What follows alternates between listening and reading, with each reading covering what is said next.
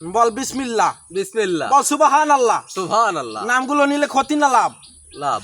বল সুবহানাল্লাহ। সুবহানাল্লাহ। তোর হাতের রেখায় তো আমি বহুত খারাপ কিছু দেখতে পাচ্ছি। কি দেখছেন বাবা?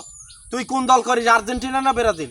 আর্জেন্টিনা। ও বাবা, ও বাবা, তুই আর্জেন্টিনা? আরে বাবা, তোর হাতের রেখায় তো আমি ভয়ঙ্কর কিছু দেখতে পাচ্ছি। ওর অন্ধকারের ভেতরে আছিস তুই।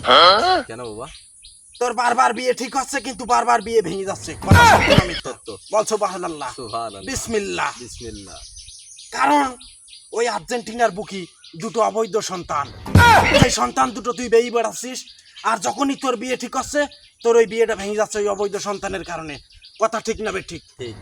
মন থেকে ব্রাজিল ভালোবাসিস কিন্তু বাপ দাদার আর্জেন্টিনা করে গেছে, এই জন্যই তুই জাতি পাচ্ছিস না লোক লজ্জার ভয়ে। কথা ঠিক না বে ঠিক?